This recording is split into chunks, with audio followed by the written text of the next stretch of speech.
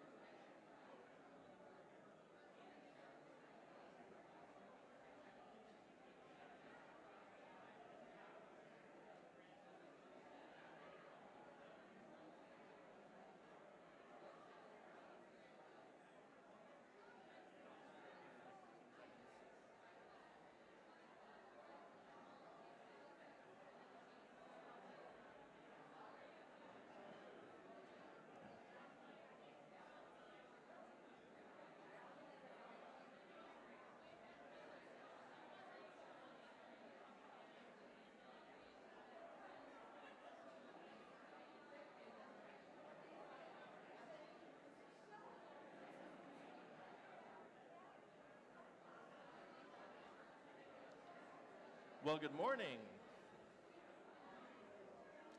and happy Easter.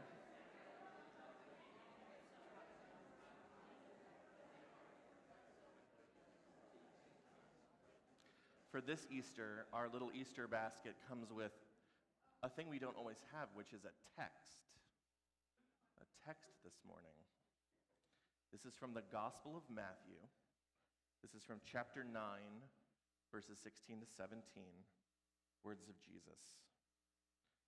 No one sews a piece of unshrunk cloth on an old cloak, for the patch pulls away from the cloak, and a worse tear is made. Neither is new wine put into old wineskins. Otherwise, the skins burst, and the wine is spilled, and the skins are ruined. But new wine is put into fresh wineskins, and so both are preserved. So, if you haven't noticed, this year, I have been doing a lot of object lessons here. Object lessons are helpful because they allow us to have something tangible and something concrete to think about. And maybe you haven't noticed, but often I try to put our object here as a little piece of, a little reminder, a little kind of note of that object, whatever it is.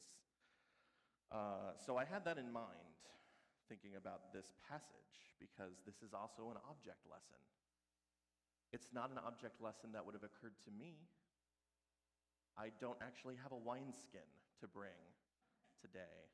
I suppose I could have found a piece of patched clothing or something, but I didn't think to do that.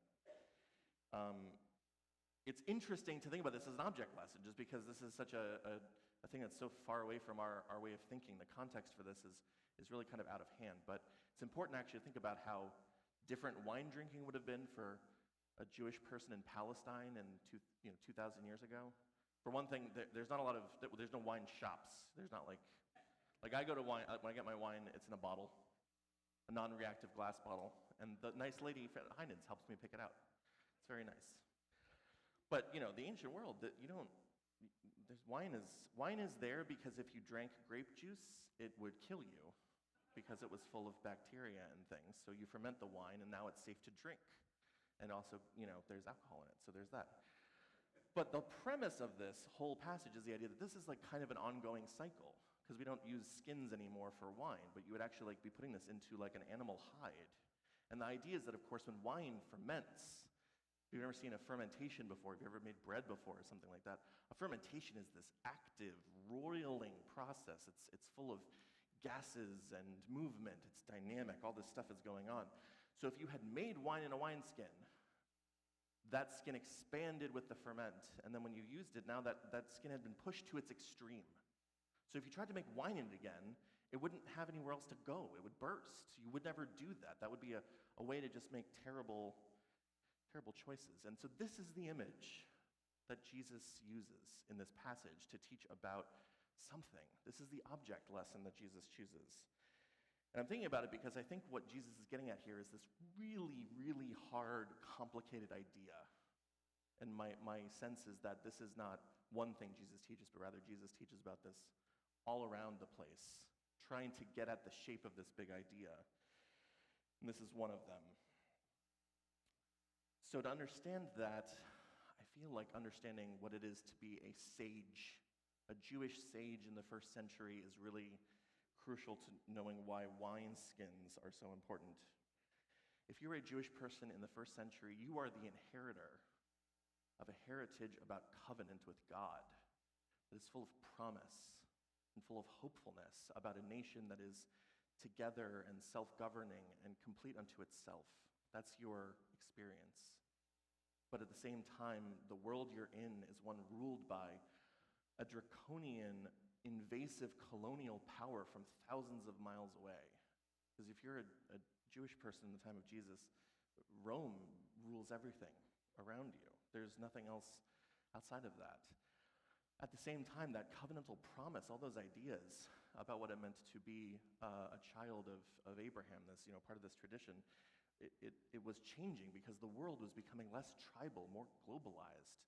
There was a language everyone spoke, this way of being that was coming into contact with one another, all this dynamic, fermenting kinds of stuff happening in the world. At the same time, and this is so crucial, for years, for like 150 years, the Jewish temple, the orientation of Jewish spirituality in the ancient world was run by scam artists, by these draconian, not great people. And what's more than that, by the time that this passage gets written down that we have from Jesus, that temple has been leveled. It doesn't exist anymore. This is an important thing I think a lot of people miss when we talk about a day like Easter, is that at this time, you couldn't be a Jew like you used to be anymore. Not you needed to think about a different way, but you couldn't do it anymore. It wasn't possible. You couldn't go to the temple. You couldn't do the temple things there.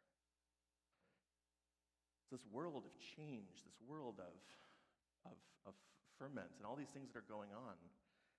And I think about this wineskins analogy that feels so weird and out of my normal experience. But then the reality is, I'm like, but that world sounds really familiar to me. A world of change and uncertainty. A world where it feels like people are in charge that I don't understand why they're there in power. A world where I don't always know how to live out my own sense of how to be responsible and respectful of things from my past, but also trying to imagine a different kind of future, a different way to be. That sounds more familiar. I think the real fact here is that this is a radical teaching. That's mainly what Jesus did. He made radical teachings. But it's radical because it teaches us that our imaginations and our hopes and our intentions, they're all valid and important. This image about wineskins, the new wine, that's all about us. It's all about our movement of change and the way that change in us comes with heat and movement. It's like a wild ferment that's bubbling away. It's turning grape juice into something else, something new. But it's also radical because it teaches us that this transformation requires us to change our old stuff. That we can't just imagine new things for ourselves. We have to find new places for this new world that we can imagine together. It means our old ideas, our old vocabulary, our old institutions, they may not be suitable for this new thing that's bubbling up. It's interesting, and here we are on an Easter Sunday, the mythology of which and the symbolism of which is wrapped up with rebirth. But that symbolism and mythology is also wrapped up with death, a passing away, a thing that is old going away. That is the idea that we're wrestling with. I think, here in 2023, because everyone in this room is living in a world that's full of anxiety, because the new world we want to imagine is often at odds with the old ways the world has been, the things that are comfortable and familiar. It's exciting to imagine a new world, but it is scary to leave behind what is familiar and comfortable. And that's part of the burden of wishing to be a beloved community with a vision for a world that is more just and more compassionate and more respectful of the dignity of people. So to me, that's why this wineskin object lesson is still radical. And speaking for myself, this is why it still has something to teach. Because it's been 2,000 springs have happened since this teaching. And it's not any easier to imagine ourselves in a new way than it was then. And this spring, we are in that time again, where the past is still with us, even as we look toward the future. We are quite literally in a world waiting to bloom. Trees and flowers for sure, but also us. We're the grapes. The new wine is the us that we are all imagining together. It's our vision that we'll talk about today at our breakfast when we talk about our covenant together. It's our vision for justice when we're going to talk about reproductive justice next Sunday. It's going to be our imagination and creativity when we work on McKim Fund projects. It's our courageous youth who gathered together last weekend to imagine how they can create meaningful community together. So spring has sprung, and happy Easter. I can't wait to see what wine we make from these grapes.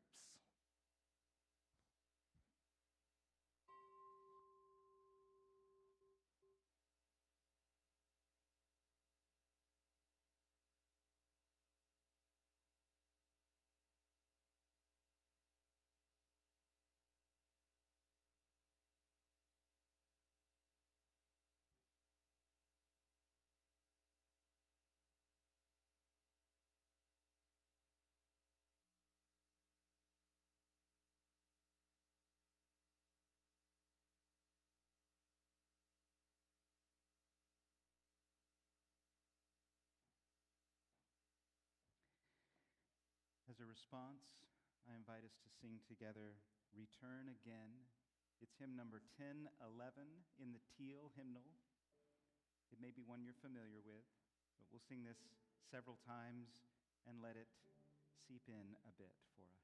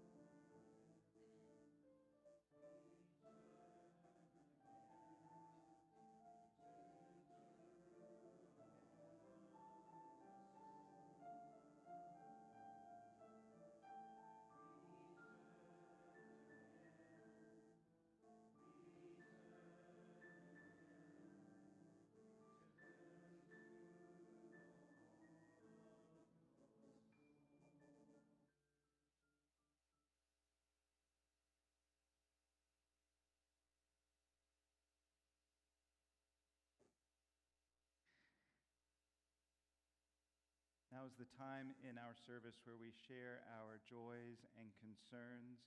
If you're joining us online, I invite you to share any joys or concerns that you'd like the congregation to know about in the comments below. For those who are here in person and want to share things with the congregation, we have a book here that people can use. And so we are placing a stone of healing thoughts and good vibes for David Cantor, who has had a resurgence of his kidney cancer. Healing and good vibes indeed for David.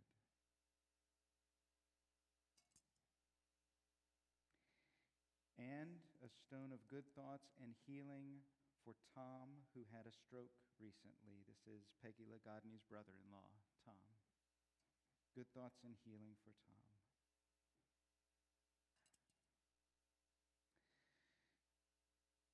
Sometimes we carry things with us that we're not quite ready to share with others, but we still want to acknowledge them in some way. So if there is something you're carrying with you into this space, a joy or a concern, I invite you to come forward now as you wish and place a stone in the water to acknowledge those things that help us build community, our joys and concerns, all of who we are. And we will sing meditation on breathing as we do so. What number is that? 1009, if you don't know this one, 1009 in the teal hymnal, lots of teal hymnal today. As you like, feel free to sing along with meditation on breathing as we share our joys and concerns together.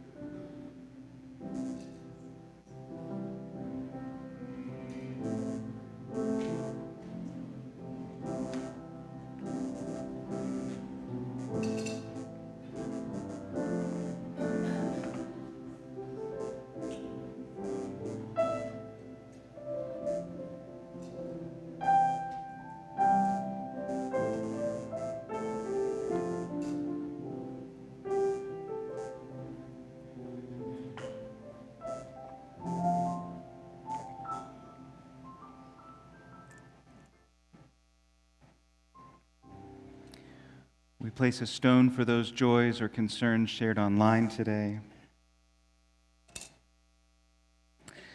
A stone of gratitude for Harry's kitchen crew preparing a wonderful meal for us after the service. And just a moment to acknowledge we don't have a whole lot of sacraments in Unitarian Universalist land, but this might be our sacrament, where we don't need to share necessarily the specific things that these stones represent in order to know that we bring a lot into this community, and that hopefully we find peace and love in this practice, so that by sharing our joys, they might be magnified, and by sharing our burdens, they might be lessened. Perhaps that care is one of the things it might mean to embody the divine with one another in this community.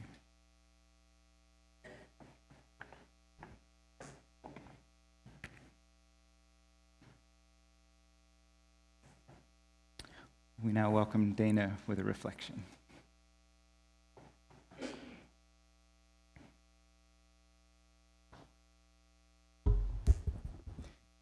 Hi. My name is Dana Bjorklund, and my pronouns are she, her, and I'm also good with they, them.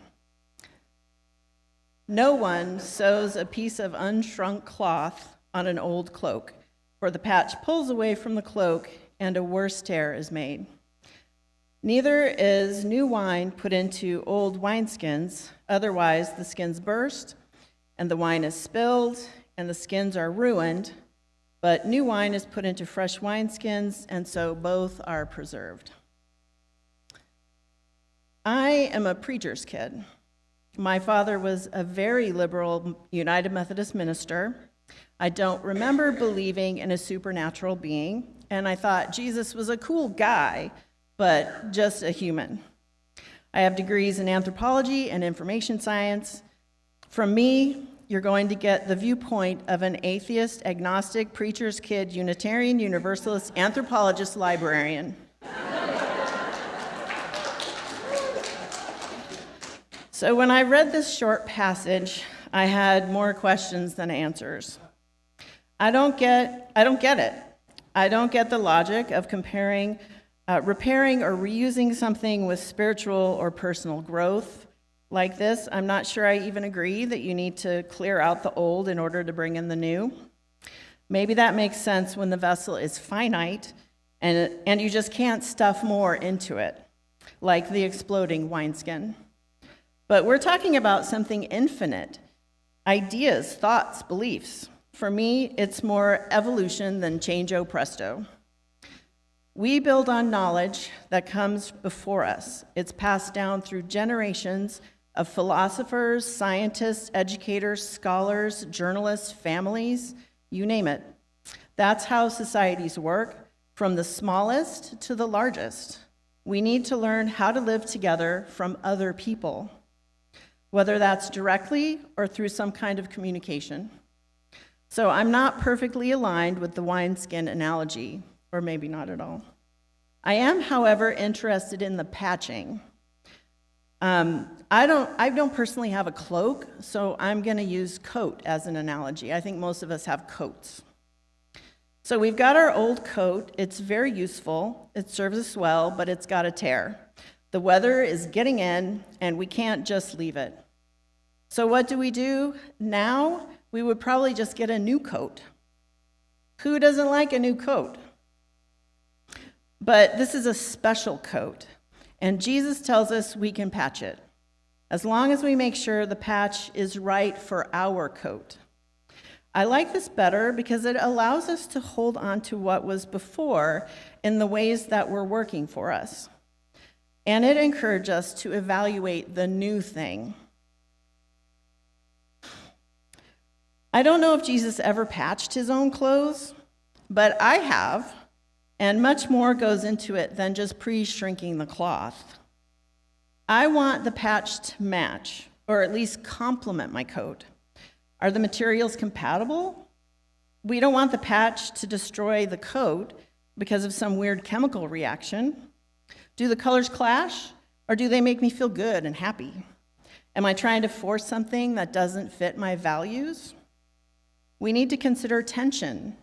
Does it play nicely or create an undue amount of tension? Is it going to shrink, or is it already too small to fit to do any good? Then there's texture. Are we going to feel disturbed every time we brush our hand over it, or is it a nice surprise? What kind of thread or glue are we going to use? Is it going to help, or is it going to create a mess? But sometimes your coat has more holes than fabric, and you do need to throw it out and replace the whole thing. But you wouldn't want to replace it with, say, a bicycle. The new thing still needs to make sense. It still needs to serve us. A bike is great, but it won't do what a coat does. So the trick for me to figuring this out, what we really need, is looking at what we have now and how it serves us. Then we can either adjust or replace, but in ways that won't cause damage or make us explode.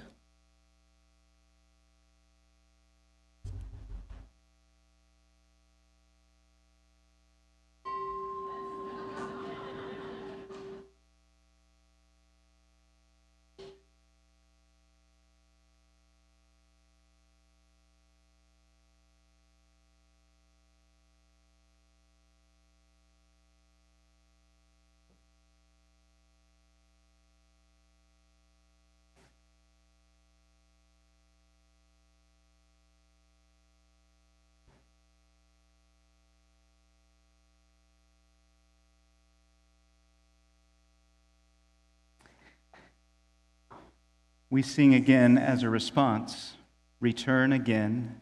If you want to refer to the hymnal, it's number 1011. I invite you to sing this in a new way. Maybe you just want to hum this time.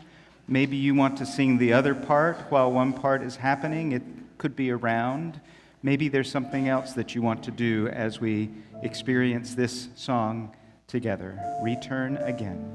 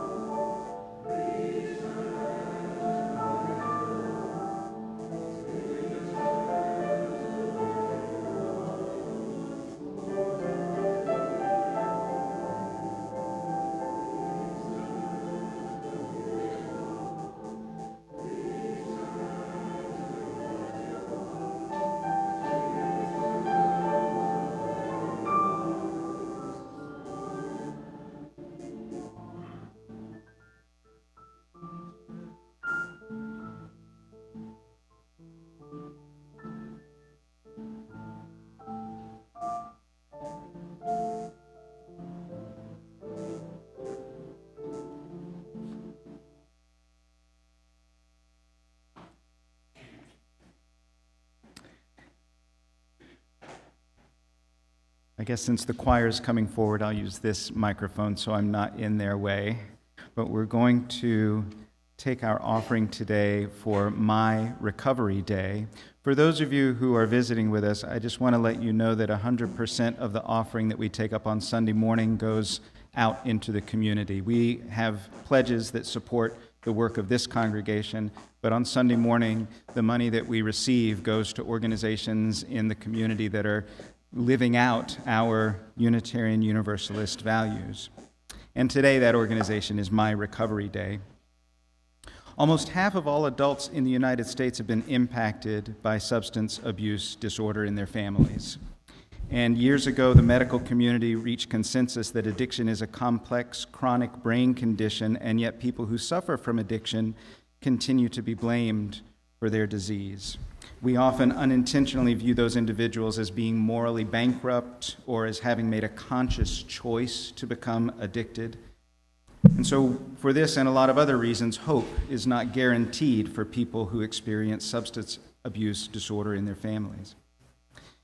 Kingsley had gone through a program to get on the path to recovery from a debilitating addiction.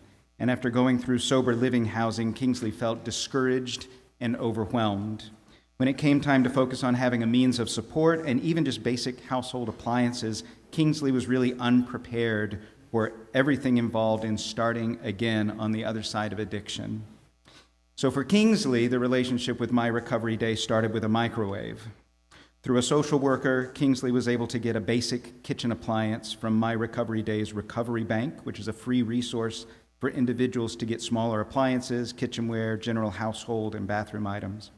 And from there, Kingsley learned about My Recovery Day's JOBS program, JOBS, which stands for Just Online Being Sober. It's a teaching and income platform for people in recovery to support themselves financially and also experience being successful in seeing projects through. Over time, Kingsley was able to rebuild relationships with family members, in part thanks to My Recovery Day's family resource, providing education to families and loved ones, along with a group support forum. Kingsley says, "At one time, my addiction was the only story there was to me. My Recovery Day helped me start telling a different story about myself, a more hopeful story for me and the people I care about. And My Recovery Day can only offer meaningful programs for those in recovery because of the generous support of people in the community, both financially and through donating household goods.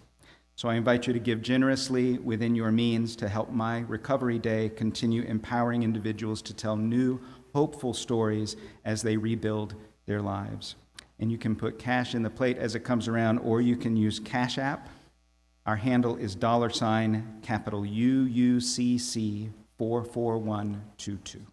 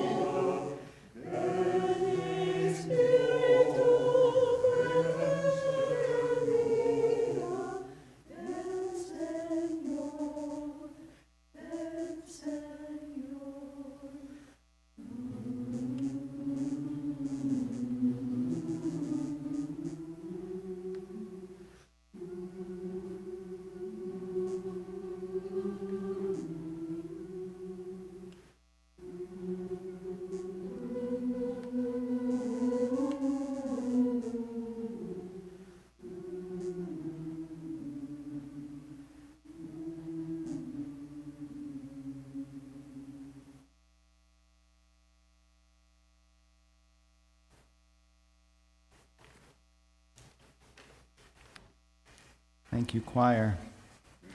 I invite you to read along with the acceptance of gifts on the yellow card in your pew rack.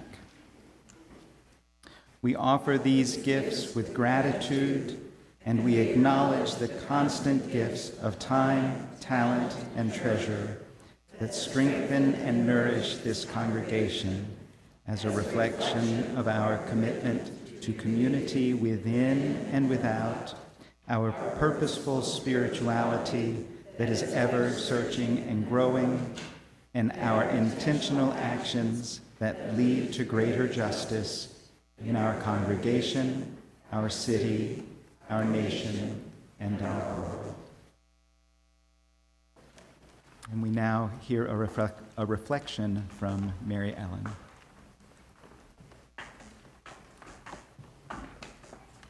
Good morning. I want to let everybody sit down.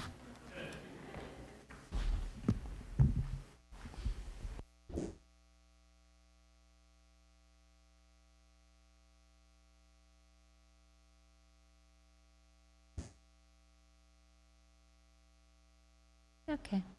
Hi, I'm Mary Allan McNulty. Most of you know me. Okay, I'm going to read the passage again in case you don't remember. No one sews a piece of unshrunken cloth on an old cloak, for the patch pulls away from the cloak and a worse tear is made. Neither is new wine put into old wineskins. Otherwise, the skins burst, and the wine is spilled, and the skins are ruined.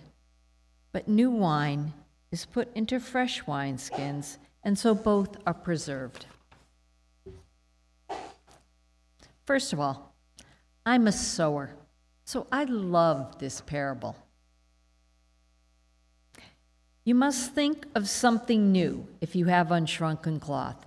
You can't use it in the same way you would use new cloth.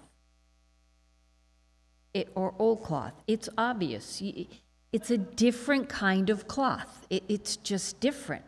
You have to look at each piece of cloth differently. It's obvious. It may not be obvious to those of you who don't sew, but it is to the people who sew. Anybody who sews knows what I'm talking about. Okay. If you follow Christ, you were expected to believe that the teachings of Jesus were going to be different than those of the rulers of the time. That was the way it was. The Pharisees, the Jews, the Romans, Jesus was teaching different things. And voila, Christianity was born. There were a few things in between, but voila. Okay. Then Christianity, in all its variations. Amazingly, the teachings of Jesus created many variations. It's a very interesting thing that somehow the teachings of this one man created a lot of different things when you started putting administration around it.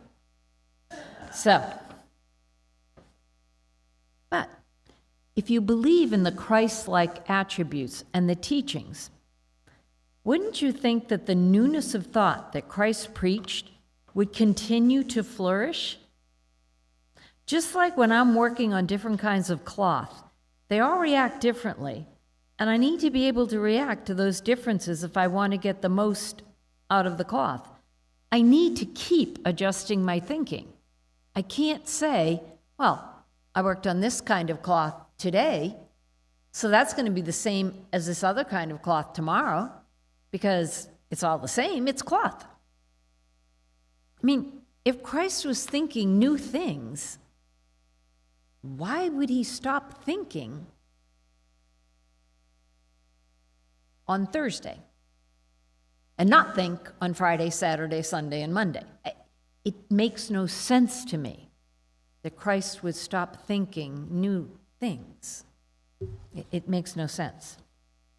Why should we stop thinking and let some bureaucrats in any religion decide what is best for us? Why should rules or customs that were developed in the Middle Ages be those that we should pay attention to now? None of this makes sense if you are listening to this parable. When I'm making a garment, there are instructions to tell me what to do. But if the material in my creative process, which is not always what the instructions are saying, I'm sure that surprises you, is telling me something different, I go with it, and something beautiful emerges. Jesus preached change and love. He wanted us to love our neighbors and to love God. He did not care about those in charge who were telling us what the rules were. At Easter, at this time of rebirth, I think we should especially be thinking of new ways of being that allow us to bring love and grace into the world. As a Unitarian Christian like, I don't know that I'm a Unitarian Christian. I'm a Christian like, because I can't buy into everything Christian, so I'm Christian like. That's where I try to be in this season. I think a religion that continues to focus on love, as we do, is continuing to make sure they're not putting the unshrunken cloth on the old coat.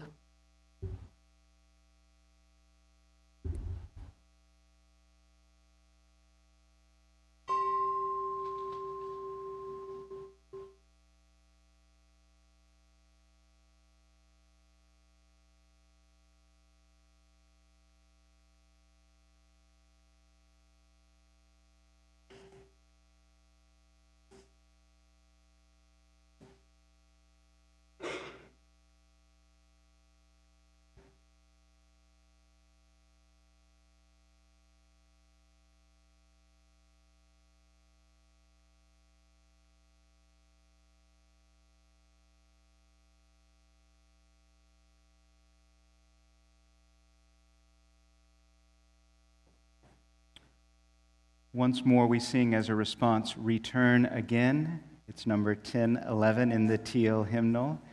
This is your chance. This is grace. Whatever you wanted to do the last time we sang it but resisted for whatever reason, now's your opportunity. Hum, sing, engage in this in a way that feels right for you.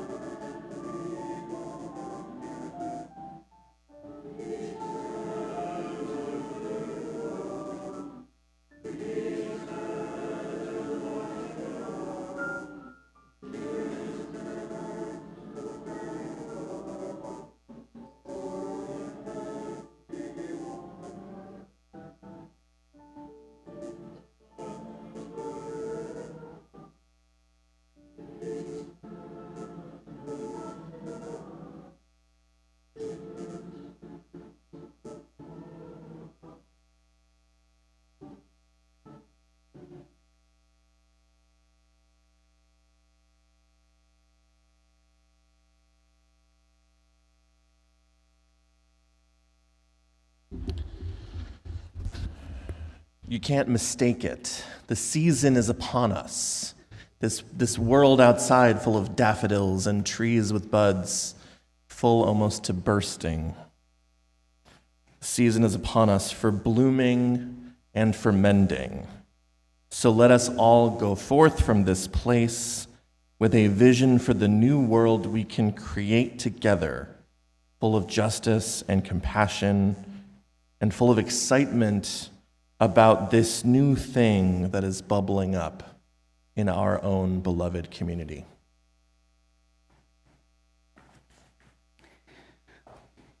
Before we extinguish our chalice today, just a couple of quick announcements. First of all, I'll remind you to like, share, subscribe if you're joining us online and appreciate our service today. If you're in the sanctuary, you also can go home and like and share it with people. That's one of the ways that we grow our online ministry. And if you want to be a part of our live stream team, we've got a good core group, but we could use 2 more people. So if you would like to be trained on what Sharon normally does every week for us, then there's room for you in that ministry. We can get you plugged in. Today we have food downstairs and more conversation about our congregational covenant. It's a great starting place, and we have some things to maybe tweak a little bit over the next couple of months. There are lots of other things happening, so please do check the calendar on the back of your order of service or online. And after the after the postlude, I'll have one more quick announcement for you about next week. But for the moment, let's extinguish our chalice together with the words found on your yellow pew card. We extinguish this flame, but not the light of truth, the warmth of community, or the fire of commitment. These we carry among us until